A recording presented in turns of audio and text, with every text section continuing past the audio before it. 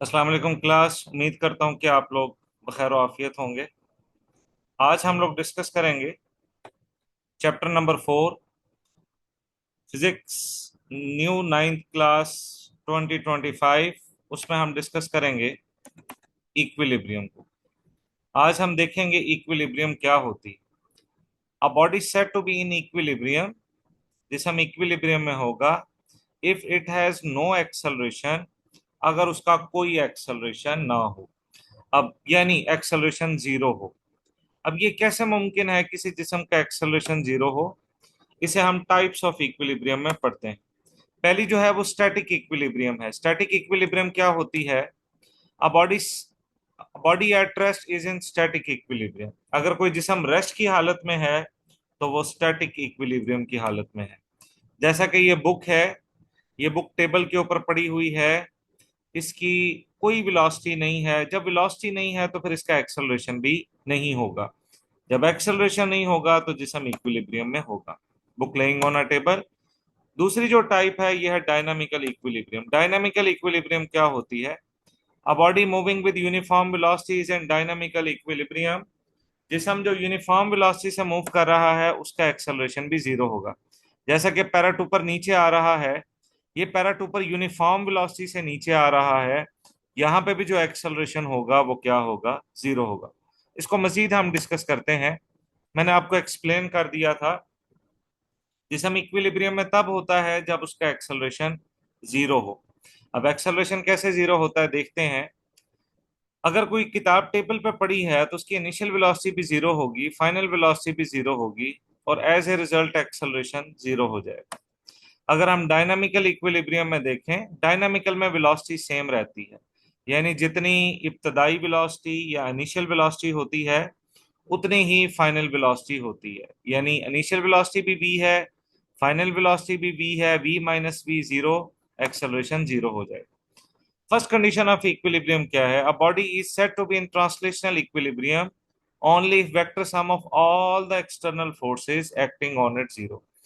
किसी जिस्म पे लगने वाली तमाम फोर्सेस का सम जीरो के बराबर आ जाए तो हम उसे फर्स्ट कंडीशन ऑफ इक्विलिब्रियम कहते हैं। जैसा कि आप ये देखें कि रस्साकशी, जिसे हम इंग्लिश में टग ऑफ वॉर भी कहते हैं, उसमें तीन बंदे इस डायरेक्शन में फोर्स लगा रहे हैं और तीन बंदे इस डायरेक्शन में फोर्स लगा रहे हैं। अगर ये एक जैसी फोर्स लगाएंगे तो ये जो लाल कपड़ा है ये मूव नहीं करेगा, मतलब रस्सी में एक्सेलरेशन पैदा नहीं होगा। ठीक है। लेकिन अगर ये वाले ज्यादा फोर्स लगाएंगे तो ये लाल कपड़ा इनकी तरफ मूव करना शुरू कर देगा, और अगर ये वाले लोग ज्यादा फोर्स लगाएंगे जो इस साइड पे लोग मौजूद हैं, तो ये जो लाल कपड़ा है वो इस साइड पे मूव करना शुरू कर देगा। लेकिन अगर दोनों साइड के लोग बराबर फोर्सेस लगाएंगे तो कपड़ा मूव नहीं करेगा, यानी फोर्सेस का सम जीरो हो जाएगा।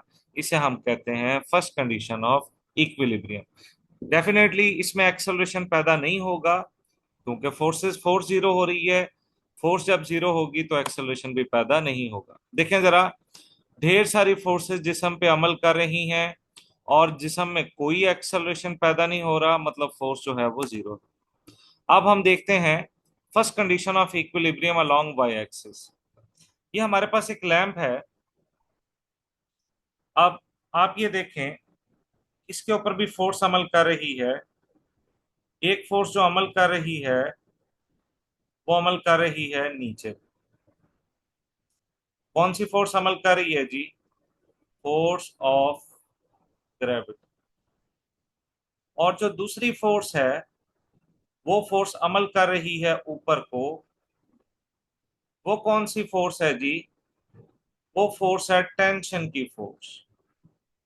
अब ये देखें, ऊपर लगने वाली फोर्स और नीचे वाले लगने वाली फोर्स की डायरेक्शन ऑपोजिट है। यानी खिंचाव रस्सी में ऊपर को अमल कर रहा है और फोर्स ऑफ ग्रेविटी नीचे को अमल कर रही है। जब दो ऑपोजिट फोर्सेस अमल करती हैं वो एक दूसरे के अफेक्ट को कम कर देती हैं। अगर बराबर हो जाए तो वो एक दूसरे के असर को कैंसिल कर देती हैं। तो वाई एक्सिस पे लगने वाली सम पी जीरो के बराबर है।